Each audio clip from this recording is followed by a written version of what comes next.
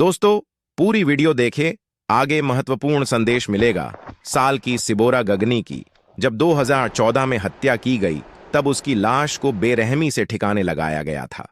आरोपी ने 9 साल बाद मर्डर का कबूलनामा करते हुए बताया कि 3 साल के रिलेशनशिप में दोनों के बीच अनबन होने लगी थी।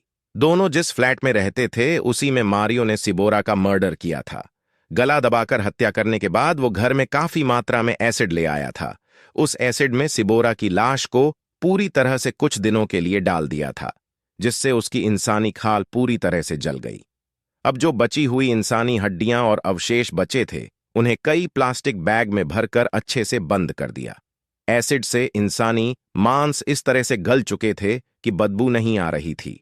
इसके बाद एक लंबे बक्से में उसने उन प्लास्टिक बैग को डालकर से बंद कर दिया और घर की 2 दीवारों में बनी जगह में रखकर उसे पूरी तरह से प्लास्टर कराकर बंद करा दिया।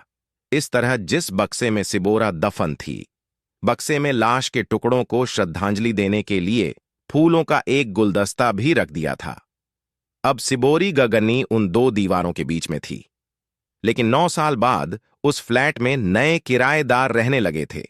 इसलिए स्पेन पुलिस ने घर में रहने वाले किराएदार को समझाकर रोमियो की बताई हुई दीवार के आसपास पहले एक्सरे टेस्ट किया। इसके बाद वहां की दीवार को तोड़ा गया। दीवार तोड़ने के बाद वहां से बक्सा भी मिल गया। जांच में उसमें इंसानी अवशेष भी मिले हैं, जिसकी पुष्टि के लिए स्पेन पुलिस अब सिबोरा के रिलेटिव का सैंपल लेकर डीएनए टेस्ट कराएगी। पुलिस के सामने रोमियो ने बताया कि साल 2011 में सिबोरा से मुलाकात हुई थी। इसके बाद दोनों में दोस्ती और फिर प्यार हो गया था। सिबोरा इटली की रहने वाली थी। 22 साल की सिबोरा फिर रोमियो के साथ स्पेन के कोस्टा डेल सोल में एक फ्लैट में रहने लगे थे। 3 साल तक दोनों में सब कुछ ठीक था। फिर रिश्ता बिगड़ने लगा तो रोमियो ने सिबोरा की हत्या कर दी थी। मर्डर के बाद उसने सिबोरा के रिश्तेदारों को बताया था कि दोनों में ब्रेकअप हो गया है, इसलिए सिबोरा अपना सारा सामान लेकर मुझसे दूर चली गई है।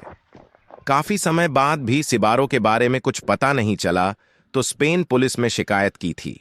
स्पेन पुलिस को कोई सुराग नहीं मिला तो थाने में मिसिंग पोस्टर लगाया था। जिस पोस्टर को देखकर